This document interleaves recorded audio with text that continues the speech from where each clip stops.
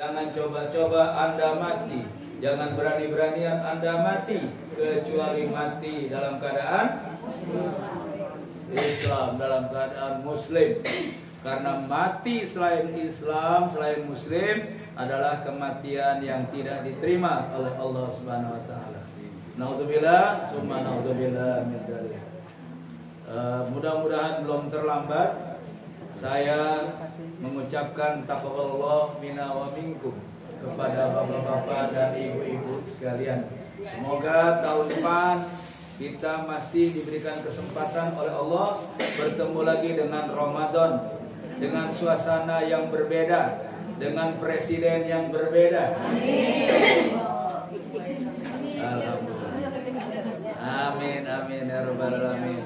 Tentu presiden pilihan kita, tentu presiden yang mendapatkan ridho dan pertolongan Allah Subhanahu Wa Taala.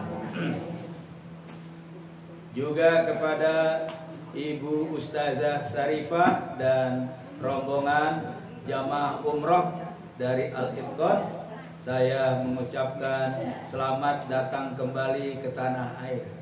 Mudah-mudahan masih diikutin malaikat, asal jangan diikutin malaikat Israel. Ya, alhamdulillah, mudah-mudahan umrohnya adalah umroh yang makbulan. Doa-doa pilihannya, doa-doa terbaiknya diijabah oleh Allah Subhanahu Wa Taala. Tentunya yang berkenaan dengan kita semuanya. Doa apa kira-kira Ibu Sarifah? Ada deh. Baik, saya pagi ini akan berbicara soal kontroversi Al-Zaitun.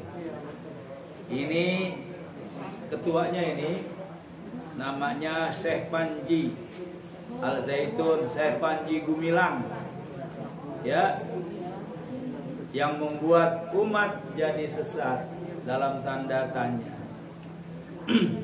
Menurut banyak literatur yang saya baca tentang Al-Zaitun, beliau ini namanya sebetulnya bukan Panji Gumilang, tapi Abu Toto, ya Pak, Abu Toto. Jadi bapak-bapak dan ibu-ibu boleh baca bukunya Umar Abduh tentang kesesatan Al-Zaitun. Terus juga ada Al-Haidar dan masih banyak buku-buku lainnya. Saya sudah pernah datang ke pesantren Al-Zaitun 2 kali. 2 kali kayaknya tahun 2000 pas apa sebelum tahun 2000 ya kira-kira. Memang pesantren itu megah. Saya mengawal ibu-ibu supaya nggak terpesona gitu kan. Iya, ibu-ibu dari Cibubur 2 kali saya kawal supaya nggak terpesona. Karena pesantren itu, UI itu kalah sama pesantren itu. Ibu-ibu itu pernah lihat UI?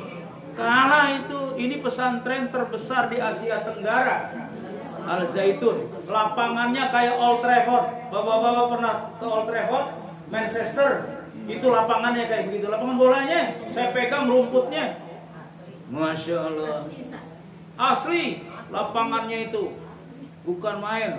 Terus kita suka dikasih makanan ikan. Saya di pinggiran ikan tuh sebar ribuan ikan nyamperin saya. Ribuan ikan Mas Koki, Mas Koki, Mas Parno, kita nggak tahu. Banyak ya kan? Nah gitu. Jadi ibu-ibu sekalian, kalau secara fisik terpesona lah kita dengan pesantren ini, ya kan? Guru-gurunya pakai jas, dan ngajarnya itu antara satu kelas ke kelas lainnya itu pakai sepeda gunung, ya gaya-gaya begitu, ya kan? Karena kan luas itu, luas. Terus pesantrennya rata-rata tingkat. Dan anak-anak yang badannya gemuk-gemuk taruhnya di atas supaya dia olahraga katanya. Cuk kan gitu Bu, nggak pakai lift. Tapi ada ruangannya dia nih pakai lift. Ya kita lihat aja kan. Jadi itu sepintas lalu. Terus, nah ini saya saya menyampaikan kronologi. Ada seorang perempuan, putri, anak-anak yang keluaran pesantren ini. Bukan keluar, dia lagi istirahat gitu Bu, libur.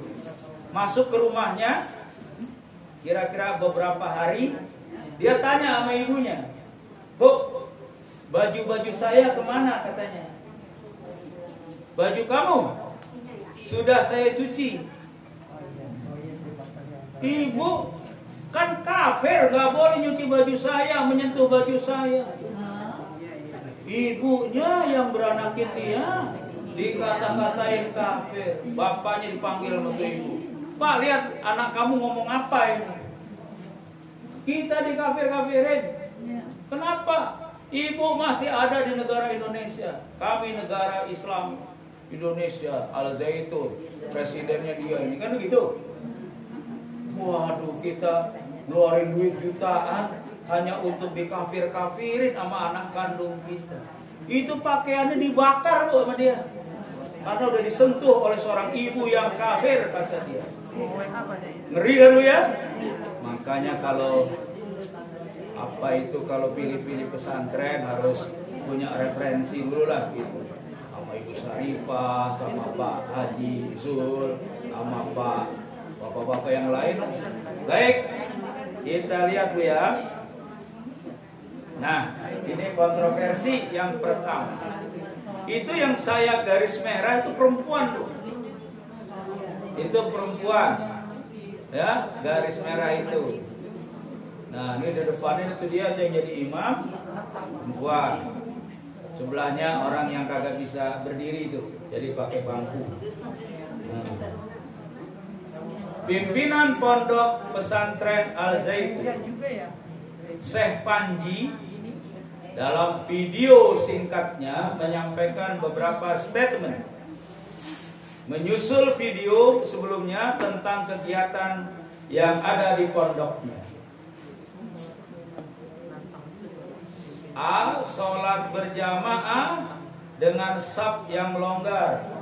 Kalau istilahnya Ustadz Ihsan Tanjung, apa namanya, keep distancing. Ya, apa yang namanya? Berjarak Bu ya. Berjarak cukup lebar. Itu ada 1 meter tuh jaraknya Pak ya. Ada. Padahal sekarang sudah tidak pandemi lagi.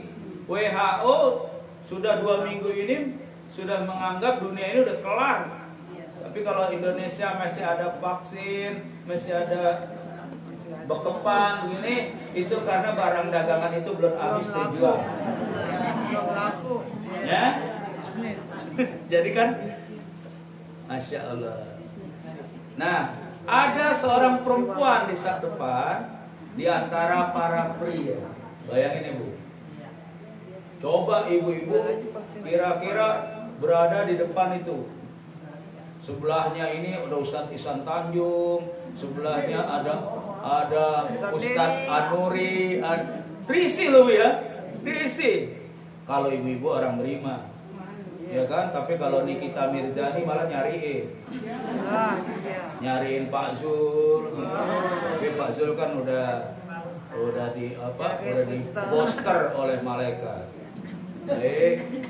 Nah ini Bu, ibu-ibu, tuh kan, ibu-ibu kan ya? Ya umurnya 60 over lah gitu.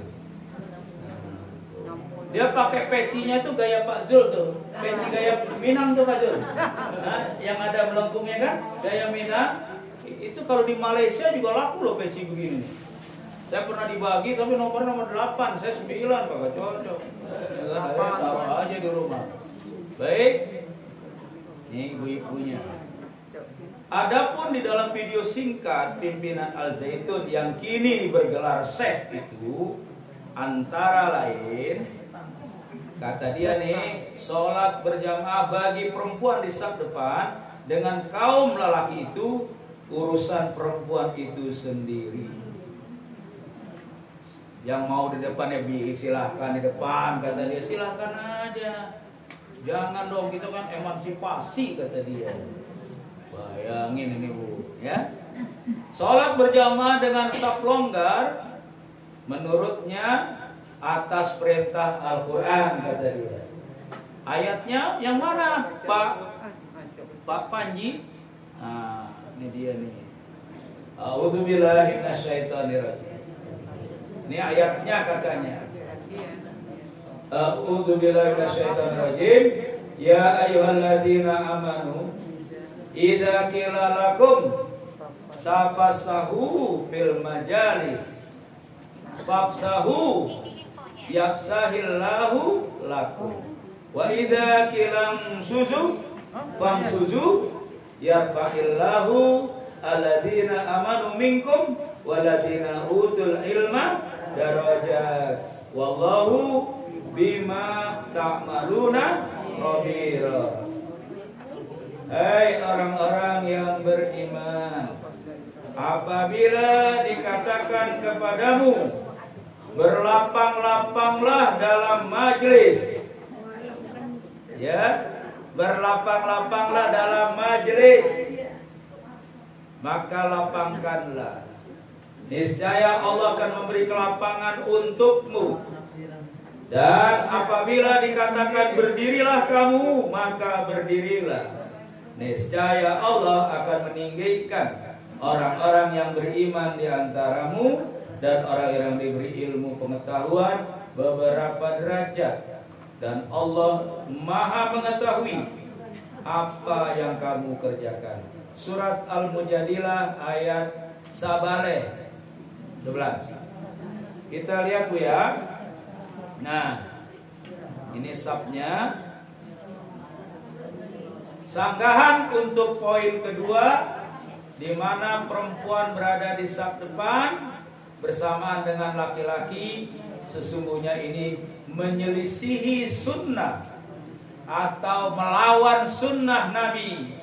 Karena menurut Nabi, qala sallallahu alaihi wasallam, khairu sufufi rijali awaluha wasyarruha akhiruha. Rasulullah SAW bersabda, sebaik-baiknya saf-saf lelaki itu di saf yang paling awal, dan seburuk-buruknya saf bagi orang laki itu saf yang paling akhir. Karena di paling akhir bisa bertemu sama ibu-ibu. Dulu pernah dengar nggak Bu? Di Madinah itu ada perempuan cantik namanya Ummul Qais. Kan ada hadis, barang siapa yang berhijrah karena dunia, maka Allah akan memberikan dunia. Betul ya? Misalnya karena berhijrah kepengen bisnis, dikasih kekayaan sama Allah. Barang siapa yang berhijrah karena kepengen menikah dengan wanita cantik, dalam kurung tuh keterangan hadisnya adalah Ummul Qais, wanita tercantik di Madinah, maka dia akan ketemu tuh sama wanita cantik itu. Dan barang siapa yang berhijrah karena Allah dan Rasulnya, dia akan mendapatkan ridho Allah dan Rasul. Ada orang di belakang nih Bu ya, di belakang ini laki-lakinya ya bukan jamaah Al-Itqan ya. Dia waktu ruku dia di belakang. Ini Ummul Qais nih di belakang nih. Bener gak sih Ummul Qais itu cantik? Jadi dia begini Bang, ini renggang nih. Ini dia dari balik ketiaknya, ini direnggangin, dia begini tuh. Nah, komentar di hatinya, bener emang tuh orang cantik banget.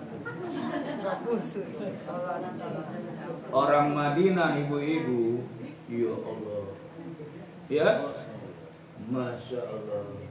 Yang udah pernah umroh, pernah haji, di bintang-bintang film Indonesia itu nggak ada apa-apanya. Orang Lebanon kulitnya itu kayak keju, kuningnya itu kayak tanya. Hah? Benar nggak Pak?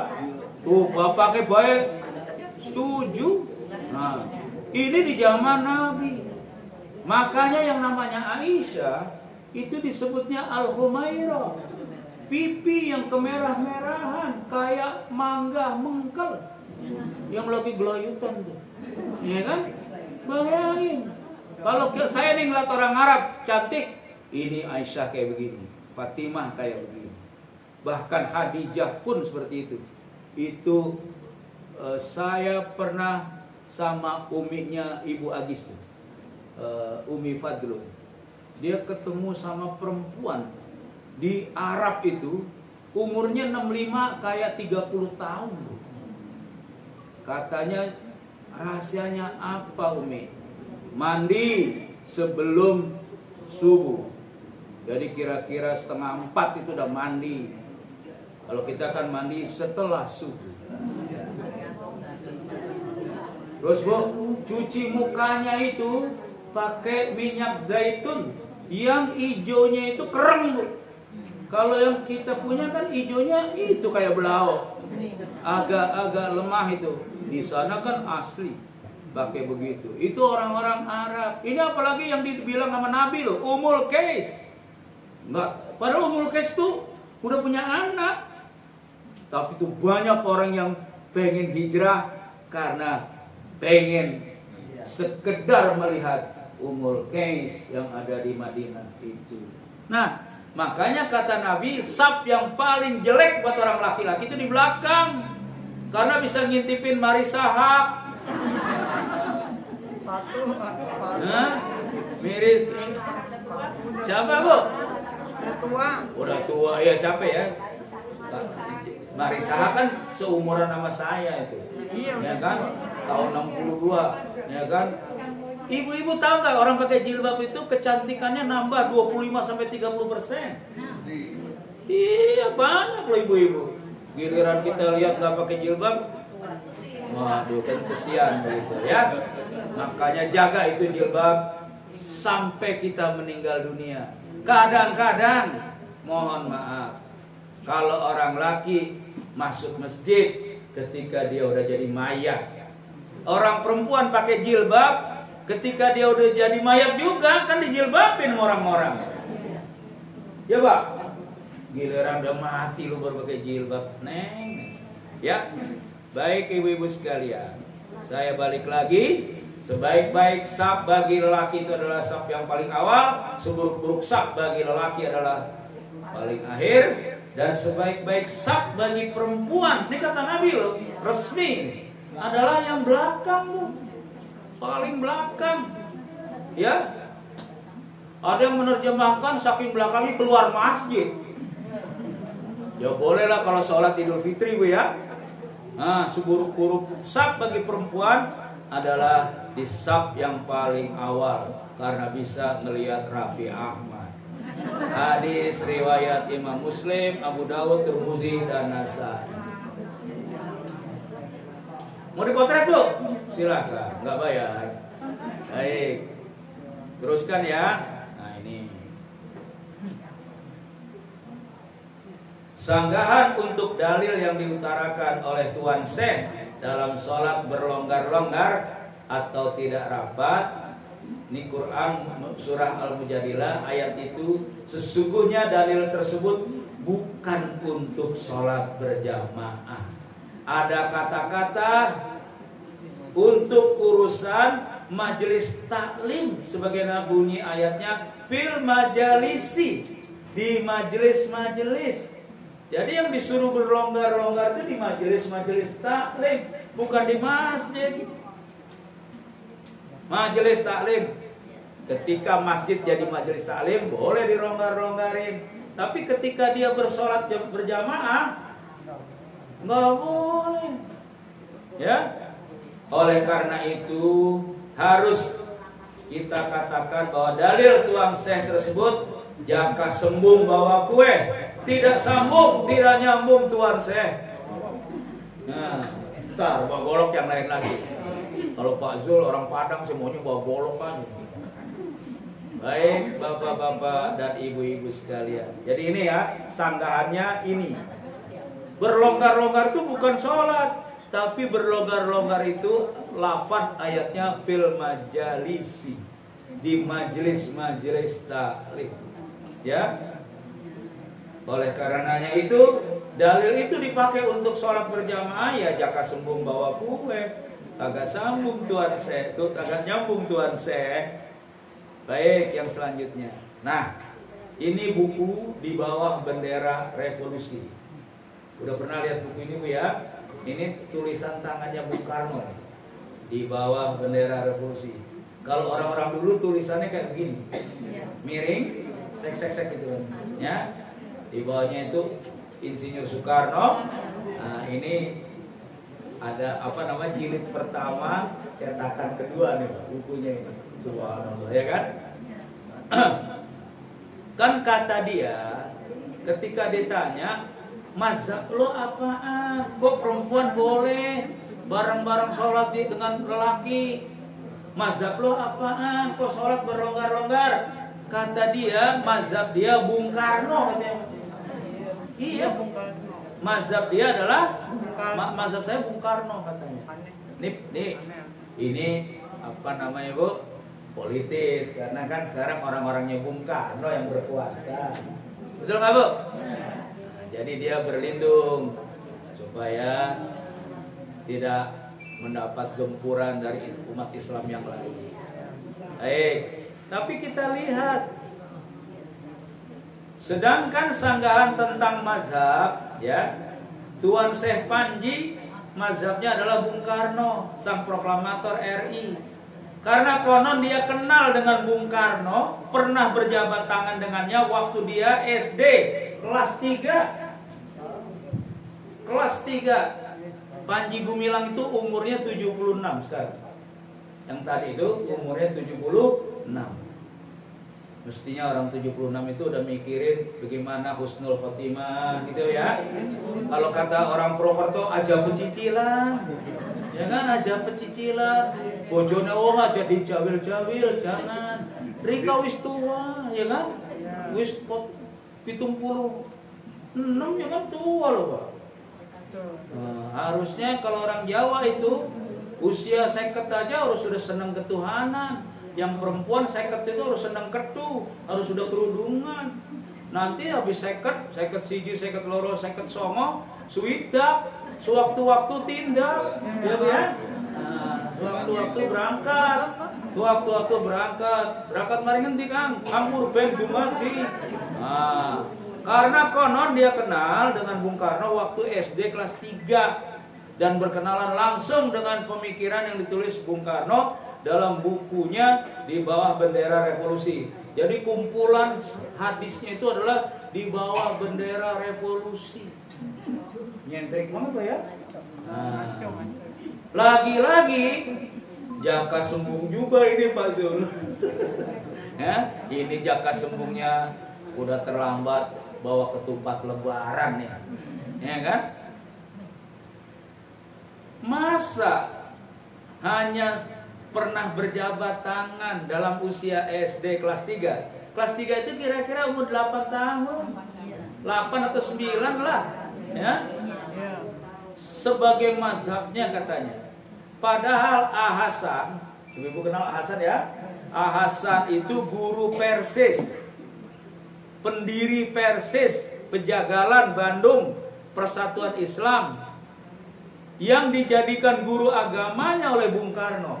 Jadi waktu Bung Karno itu dibuang ke ND tahun 1935, udah ada yang lahir Bu? Belum ya? Belum lahir Bu ya? Bapak udah Pak? 35 udah Pak? Oh baru 17. 71 dia. Nah, tahun 35 itu Bung Karno dibuang ke ND. ND itu NTT sana, Flores. Ya. Ya, dibuang, lantas Hasan itu surat-suratan sama Bung Karno, mengajarkan agama lewat surat-suratan itu sama Bung Karno. Hasan sendiri tidak pernah mengangkat dirinya tuh saya mazhabnya Hasan, nggak pernah. Bung Karno juga nggak pernah mazhab saya itu Hasan, enggak. Bahkan mohon maaf Bu, muridnya Imam Syafi'i namanya Imam Nawawi disuruh oleh seluruh murid-muridnya,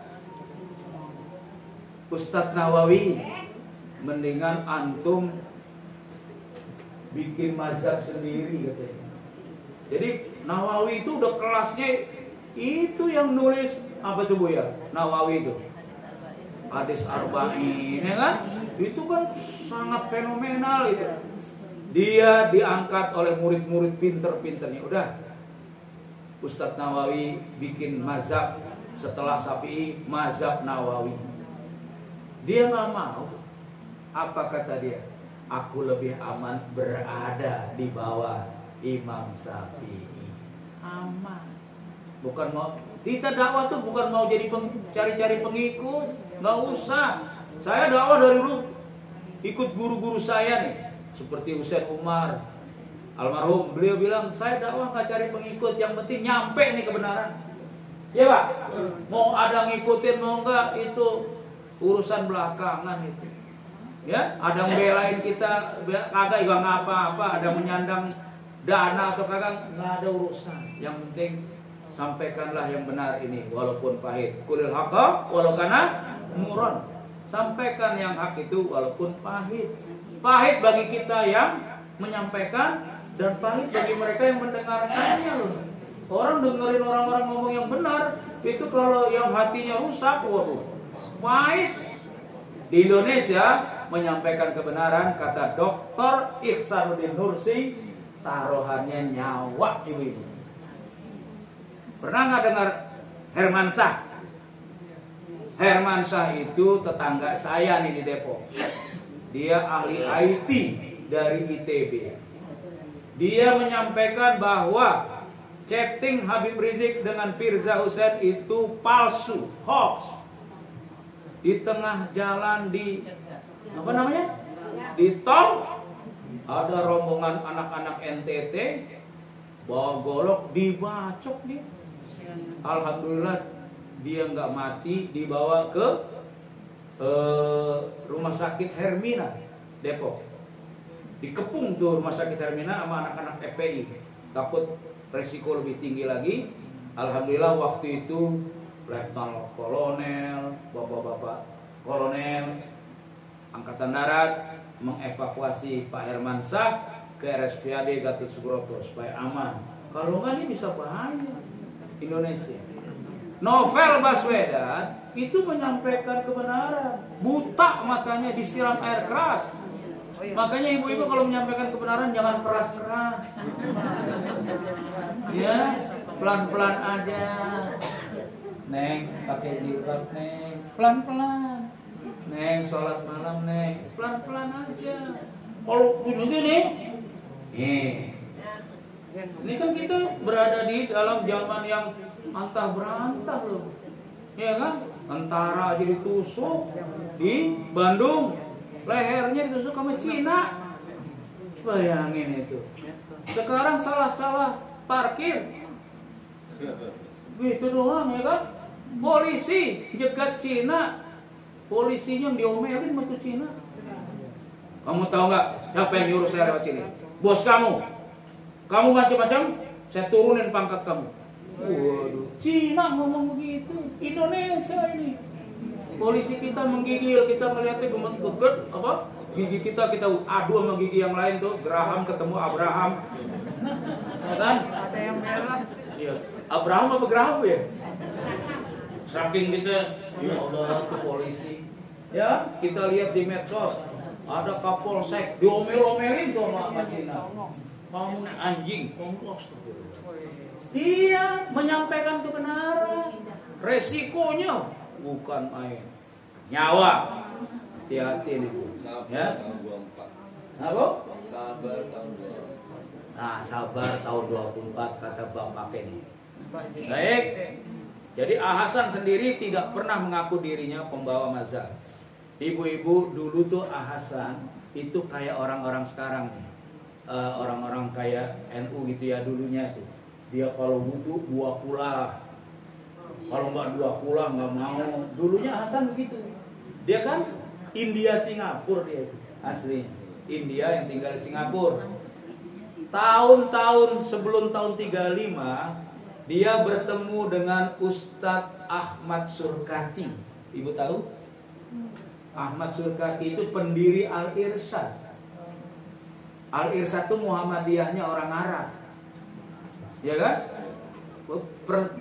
persatuan keperserikatan yang kayak Muhammadiyah itu yang tapi anggotanya dulu Arab semua, itu Al-Irsyad. Ibu Nikmah itu kan Al-Irsyad, Ustazah Nikmah, ya kan?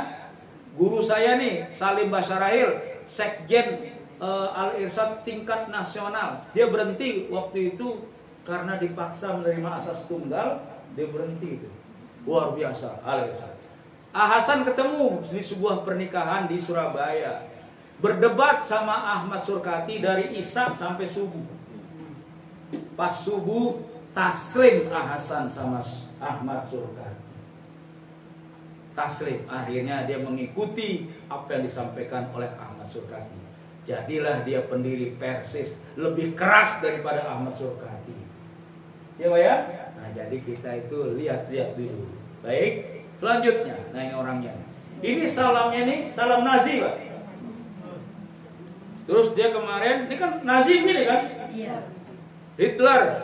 Dan juga, tapi dia nyanyinya lagu Yahudi. Salamnya itu salam Yahudi. Nah, salam, pakai lain-lainnya lagi tuh. Saya kagak ngerti bahasanya. Saya punya buku Yahudi, kitabnya itu namanya Al-Zohar. Di rumah ada ibu-ibu yang ngerti bahasa Ibrani, bukan Tabrani Pak, Tabrani Rika. Ibrani itu ya bahasanya. Jadi kalau ibu-ibu bisa, ntar saya bawa tuh kitabnya. Itu ada salam-salam Yahudi begitu. Dia sekarang mengajarkan salam Yahudi. Bahkan kemarin bulan puasa, dia khotbah Idul Fitri menyampaikan Injil. Masya Allah, keren banget nih orang ini, ya? Menyampaikan Injil. Nah, Pak Insan kalau ketemu dia nih ya, habis dia ini. Pak Insan pernah sama saya itu di Pondok Indah. Beberapa pastor, beberapa pendeta. Pak Insan bilang, kalau yang hafal Injil 1 lembar saja, hari ini saya masuk Kristen lagi. Pak Insan keren dia. Insan ngomongin ke almarhum. Saya colek Pak Insan. Entar kalau ada ngapal gimana nih? Kalau ada apa Pak Insan bisa masuk Kristen nih. Tenang aja Pak Denny. Kagak ada 10 menit, 20 menit, 30 menit gak ada ngacung jari. Panggil tuh bocah dari masjid sebelah. Sini, coba baca Juz Amma dari surat An-Nas sampai Lam Yakunil, berhenti udah. Karena itu siapa namanya itu? Pasturnya udah geleng-geleng. Ini baru bocahnya kumaha indungna. Indungna ini 30 juz. 40 juz. 40 juz. Itu. Apa namanya? Tetangga dari kakak ini. Ada 40 juz. Ya kan? Kata Luhut, ya kan? Kamu kan baru 30 juz. Jokowi itu 40 juz. Ya. Jaga sembuh nggak Bapak? Jaga sembuh. Asya. Nah, baik, saya terusin lagi. Adapun atas pernyataan Tuan Syekh bahwa yang rame-rame menuduh orang lain sebagai Islamfobia, membenci Islam, itu ternyata mereka sendiri. Jadi dia ini dituduh begana begini tadi itu, dia dituduh katanya yang menuduh saya itu Islamfobia. Fobia itu artinya orang yang takut sama Islam, ya kan? Padahal kan DWG sendiri. Karena tidak jelas siapa yang dimaksud mereka. Oleh karena itu Al-Mukarram Syekh tersebut, maka menurut penulis pernyataan tadi jadi syubhat alias abu-abu antara halal dan haram, bahkan akan menjadi fitnah bagi umat yang harus dilawan. Ini ayatnya.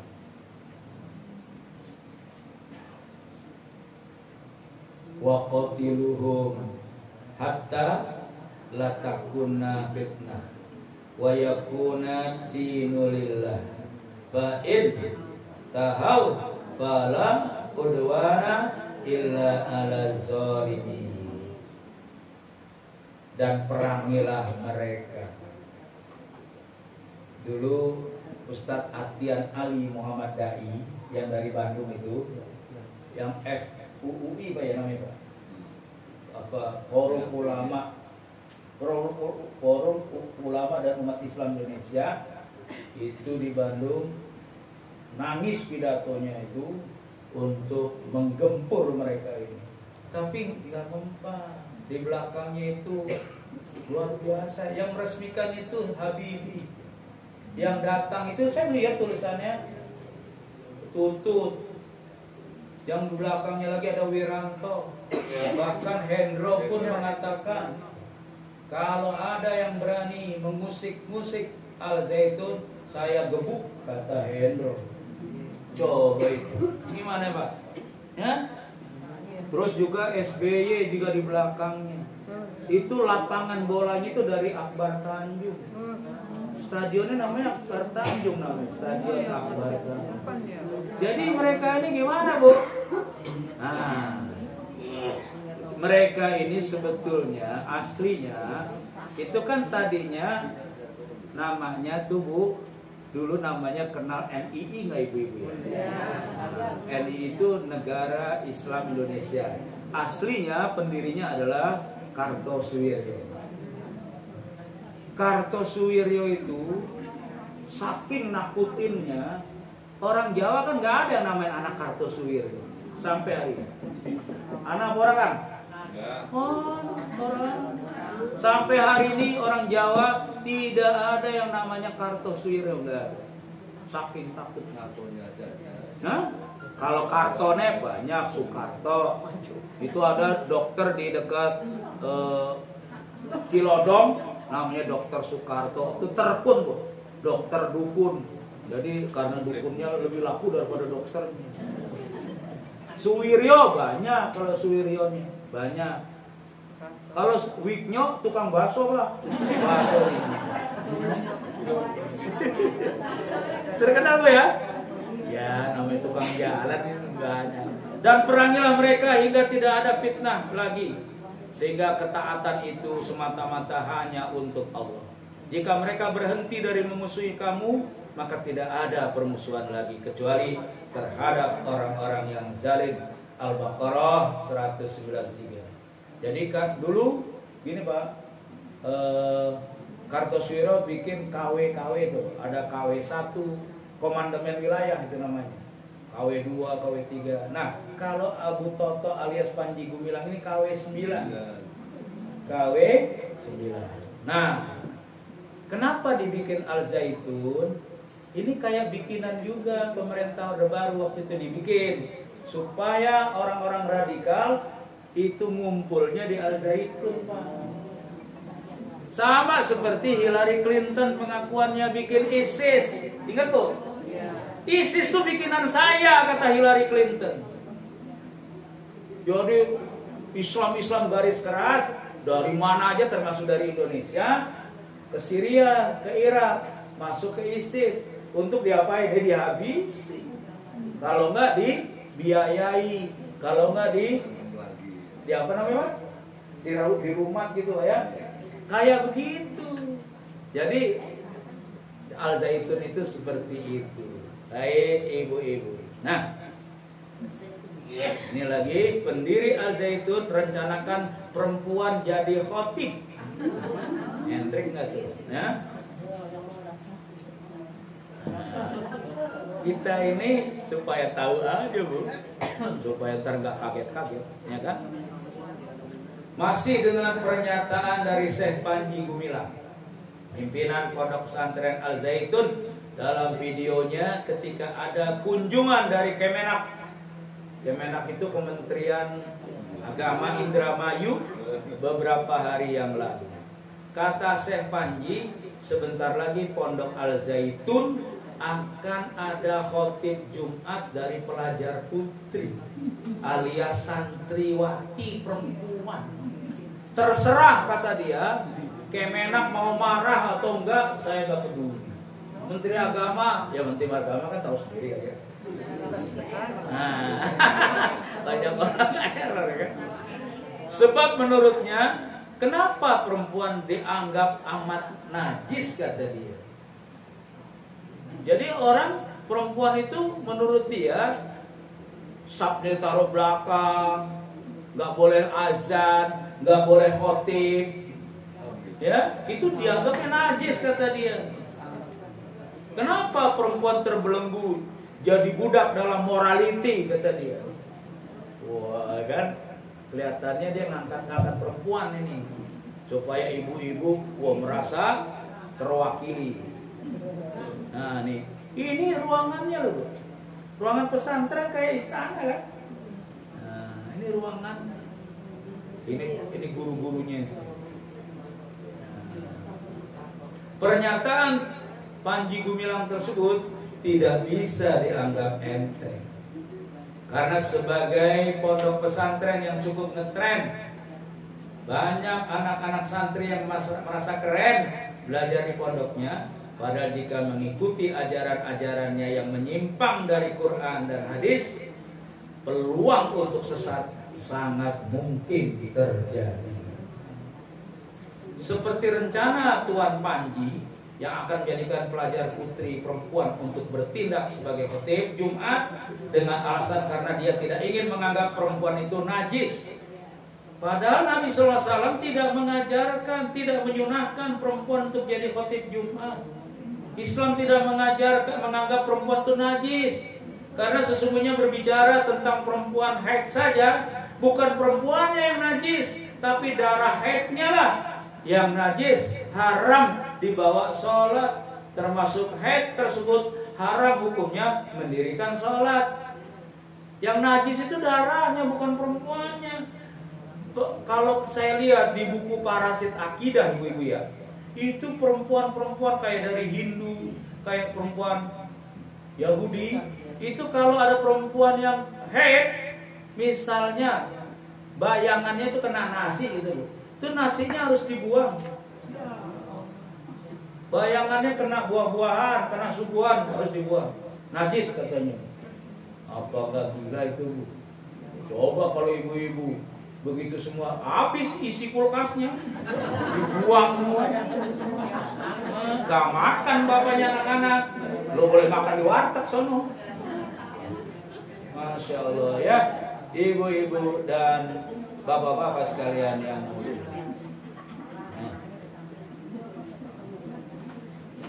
Selanjutnya, jika pimpinan Pondok Al-Zaitun tersebut berniat hendak melepaskan perempuan dari belenggu agar tidak jadi budak morality sebagaimana celotehnya, sesungguhnya bukan dengan kesetaraan gender perempuan dan laki-laki melalui penugasan untuk jadi khotib seperti laki-laki.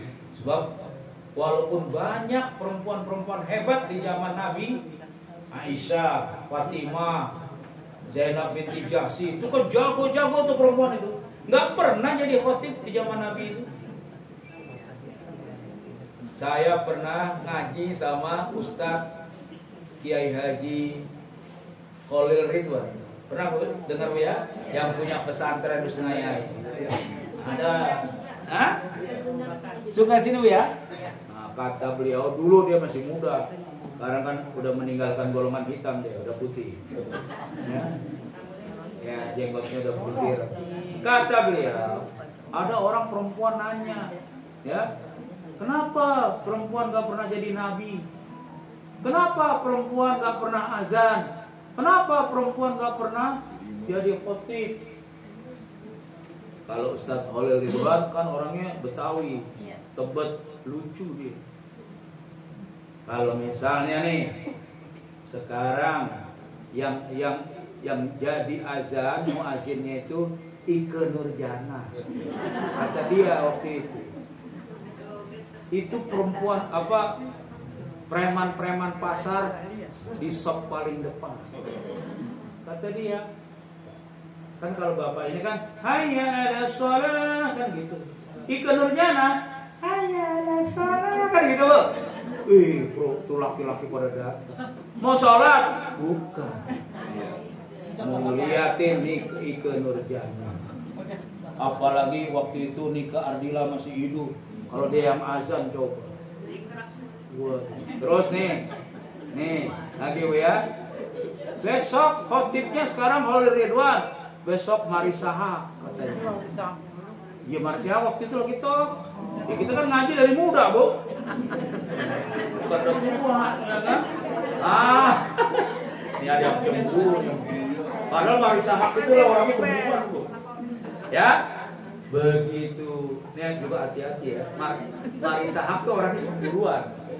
Waktu itu diangkat oleh Penny Rose bahwa potretnya Ikang Fauzi itu sama Christine Panjaitan. Potret dibikin meledak sehingga seolah-olah tuh pacarnya Ikang.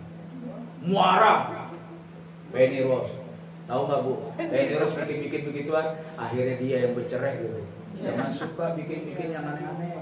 Bisa balik ke ini. Kan dia yang bercerai. Tahu aja yang ngasih tahu tuh istri saya.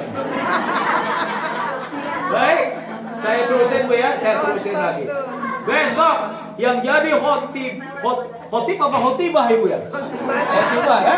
Ya kan kalau Habib laki, kalau perempuan Habibah. Ada Habibah. Ada ya? Habibah ada. Oh iya. Punten Bu Habibah. Kalau dulu kan ada itu. Zamannya Rofiqoh Darto Wahab tuh. Habibi yang mismis. Kalau sekarang kata orang Sunda mananu amis-amis. Tahu kan orang itu tahu dah. Ibu-ibu Sunda tahu nih. Saya kembali. Begitu nanti yang khotib adalah perempuan, Yati Oktavia atau Marisaha, itu orang akan ngeliatin jatuh bangun tenggorokan dan bibirnya, bukan ayat dan hadisnya. Itu kata Holil Ridwan. Kata Habib Jamalulail Idrus, kalau ente nanti yang imamin tuh perempuan, misalnya yang imamin ente itu perempuan cantik. Kalau sekarang tuh Ralin Sah gitu Bu ya, perempuan cantik tuh. Kata Idrus Jamalulail, paling tahan ente sampai dia ruku.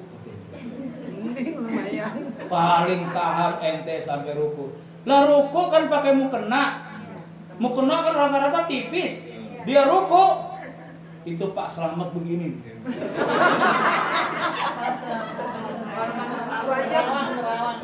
Ulang itu udah nyong sholatnya sampai sini aja. Itu Allah bikin peraturan lelaki imam, khotib lelaki.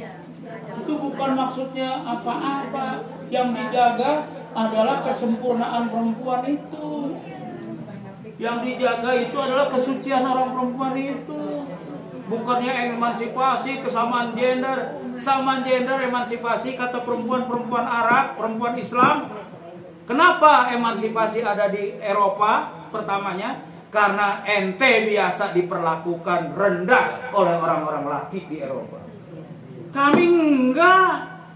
Kami dikatakan adunia mata wal khairu mataiha al mar'atus solihah. Kami ini perhiasan. Seindah-indah perhiasan paling baik kami, kata Quran, kata hadis. Kan begitu Bu. Sebaik-baik perhiasan kata Rasulullah adalah wanita yang soleh. Oleh karena itu wanita soleha nggak perlu perhiasan karena dia adalah sudah perhiasan itu sendiri. Nggak perlu pakai emas, kantongin aja emas ada 2,5 kilo, kantongin. Ntar suatu saat suaminya dipecat, gampang Bang, 2,5 kilo, gampang, ya kan? Bahkan tidak pernah ada dilakukan oleh imam yang 4 itu, nggak pernah ada imam perempuan, ada qomat azan perempuan, ada khotib perempuan, nggak ada. Jika hal demikian dibiarkan dan berkembang, ini bisa menular ke pondok-pondok lainnya. Karena nggak ada sanggahan, apa-apa Jaitun nggak apa-apa. Terbikin pesantren-pesantren yang lain yang nyeleneh-nyeleneh. Yang penting populer, duit masuk, murid banyak. Maka tidak mustahil emansipasi dan moderasi yang dibawa-bawa dalam urusan akidah ibadah, pada gilirannya akan banyak hukum Islam yang dilanggar. Antara lain seperti hukum waris, faraid bagi anak-anak perempuan menurut Quran surat An-Nisa ayat 11 dapat separuh anak laki, nanti dilanggar pula menjadi sama rata. Sekarang banyak kan Bu? Banyak. Orang Islam sendiri aja udah mau begitu. Gua nggak mau pakai hukum Islam, yang penting ratain aja. Anaknya 10, duit bapak kita ada 1 miliar, udah bagi 100 juta. Waduh, ya. Padahal ayatnya ini Bu. Nah, ini Bu ya. Silahkan dipotret boleh. An-Nisa ayat 11. Nah, itu ayatnya. Saya baca dikit aja. Yusikumullahu bi auladikum lidzakari mithlu hadzil unsayai.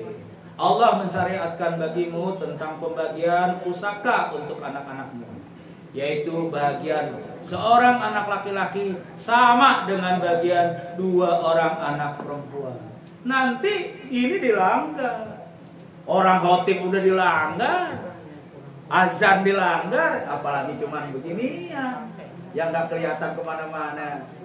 Padahal kalau kita, kata Rasulullah, sedang bagi-bagi waris, tetangga lewat kasih tuh. Kasih, tetangga lewat, kita lagi bagi-bagi duit waris, kasih dia itu. Kasihnya berapa? Ya tergantung. Kalau kita bagi-bagi warisnya miliaran, kasihlah dia 100 juta. Kan aman dia tuh. Ya kan? Doanya siang malam kok. Doanya siang malam. Dikasih 100 juta. Dia bisa umroh bersama suaminya, sama istrinya. Enak itu. Karena kita baginya cuman 100.000, bingung dia beli beras tanggung. Ya kan? Lumayan. Baik ibu-ibu sekalian yang mulia. Berikutnya pendapat Tuan Panji bahwa perjalanan fikih itu tidak boleh statis, kata dia. Harus bergerak terus karena akal manusia itu menghasilkan akal baru dengan dalil ini Bu.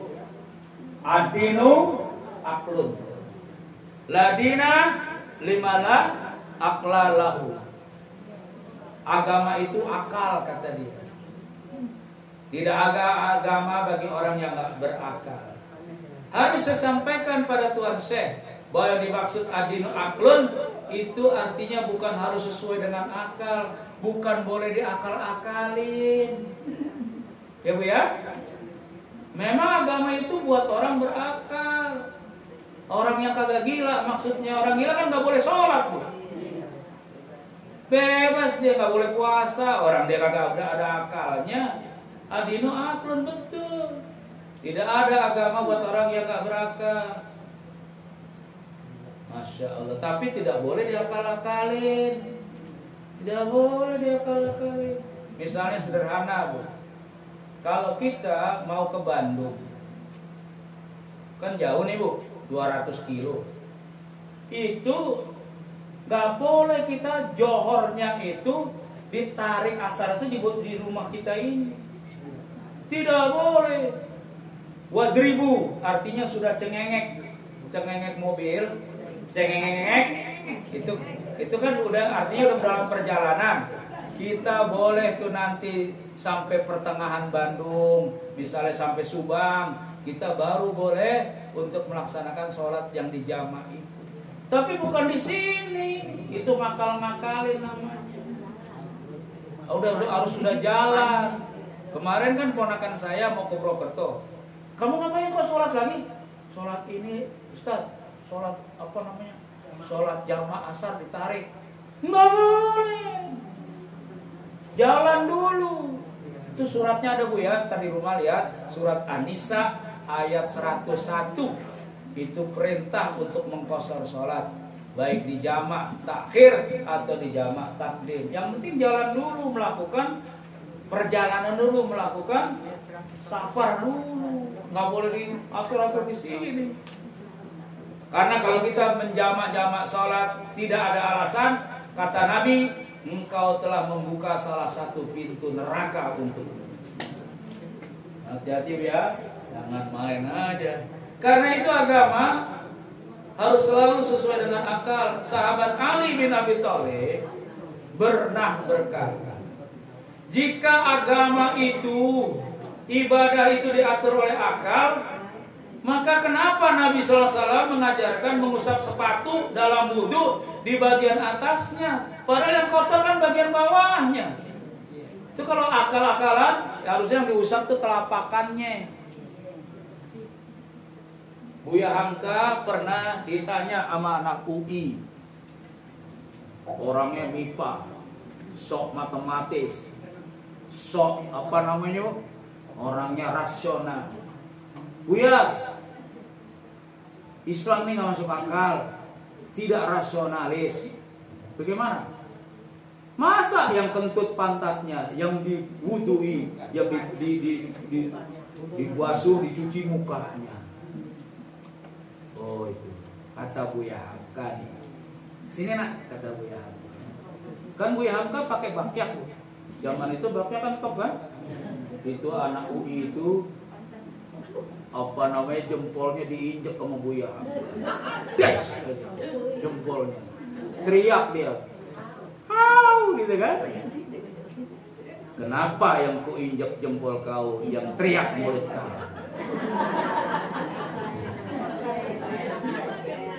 Ya. Buya Hamka tuh bukan ulama biasa. Sampai sekarang tahun 81 beliau meninggal. Tahun 81 beliau meninggal. Sampai sekarang belum ada orang sekelas beliau. Ada nggak Buya? Kayaknya nggak ada. Oh dia lengkap, dia pujangga, dia penyair. Berlayar ke Pulau Pandan, tiba di pulau bertemu dengan angsa dua. Hancur badan di kandung tanah, budi yang baik terkena jiwa. Itu dia itu bikin begituan.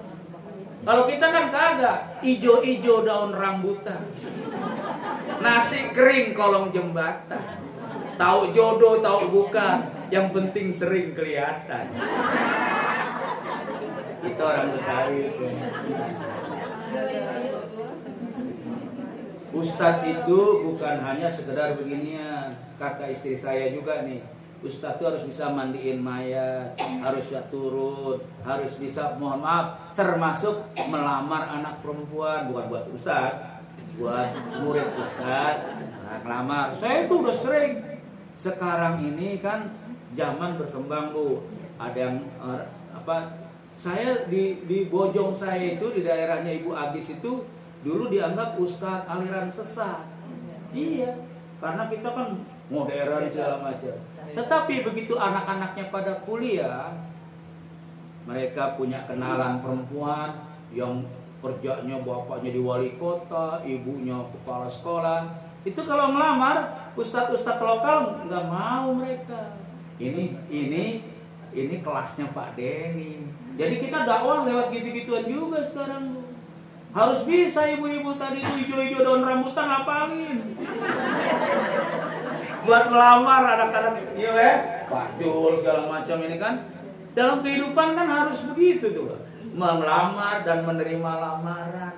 Iya, kalau di sini yang bisa diandalkan tuh Ibu Syarifah, ya kan? Luar biasa. Ini hadisnya Bukhari Muslim loh. Tentang sepatu kotor itu yang diusap adalah Rasulullah nyuruhnya di atas. Termasuk juga Rasulullah itu kan nggak pakai jilbab, Bu. Pakai kayak sorban. Itu kalau wudhu yang diusap kan sorban yang nggak dibuka. Ibu-ibu saya lihat kalau lagi pergi-pergian, ya ke Jogja, ke Solo, kok wudhu di mana-mana dibuka ininya. Rasulullah itu nggak dibuka, Bu. Begini aja dia kan. Nah, ibu-ibu jangan buka-buka. Ngapain ditutup-tutup terus dibuka-buka? Emangnya open bar? Nah, ibu-ibu sekalian yang mulia, inilah pesantren Al Zaitun itu. Iya, makanya UI itu nggak ada apa-apanya. Orang terpesona itu sama bentuk fisiknya. Nah, Lihat itu masjidnya. Tahu tuh menaranya emas asli apa emas Jawa tuh? Udah nggak tahu dah. Ya, sekitarnya seperti itu. Penulis sepakat dengan pendapat beberapa ulama di Jawa Barat. Walau kata Pak Panji bahwa MUI itu hanyalah LSM, MUI itu LSM kata Panji Gumilang yang difasilitasi, yang lain tidak. Tapi saya sepakat hendaknya MUI Jabar atau pusat sowan sesuai dengan kapasitasnya, silaturahmi, mengadakan pendekatan tawasobil haq, tawasobil sober, sehingga ada klarifikasi yang mencerahkan umat. Jangan didiamin aja nih, MUI ini nanti berhadapan sama Allah, repot ini. Harus datang ini. Ente kan udah difasilitasi sama umat, dibayar loh, digaji sama umat, digaji sama negara, ya. Wabil khusus para santri dan para orang tuanya yang telah mempercayakan anak-anaknya nyantren di pondok santri tersebut. Dulu masuk pesantren itu sesuai harga sapi. Dulu pakai harga sapi. Ingat nggak Bu Sari Pak? Pakai sapi kan? Nggak mau duit ya. Sapi sama duit banyakan sapi. Ya Pak, ratusan juta sapi. Nah, gitu masuknya dulu. Coba ini, berapa umat terkorbankan? Harus segera turun itu MUI. Ya kan, datang itu Pak Anwar Abbas, Pak Ustadz Nafis, datang sana. Ya kan, difasilitasi. Jangan sampai terjadi yang tidak-tidak. Baik ibu-ibu dan bapak-bapak sekalian, barangkali ini saja yang bisa saya sampaikan mengenai kontroversi pesantren Al-Zaitun. Paling tidak kita semakin hati-hati di zaman seperti sekarang ini. Ya, di zaman seperti sekarang ini kita hati-hati. Penipuan bukan hanya lewat jalur ekonomi, bukan hanya jalur muamalah, tapi lewat jalur agama yang paling enak. Melalui sodakoh lah, melalui apa namanya Bu, saham-saham yang nggak jelas gitu kan. Begitu udah dikumpulin duit umat, dibawa kabur dan lain-lain. Sebab yang paling aman, paling laku tuh jualan agama tuh yang paling laku. Paling gampang. Orang dikasih pahala, wah udah tergirang. Baik ibu-ibu sekalian, lebih dan kurangnya mohon maaf. Jazakumullah khairan atas segala perhatiannya. Fattaqullaha mastata'tum. Nasrun minallahi wa fathun qarib. Billahi sabil haq. Assalamualaikum warahmatullahi wabarakatuh.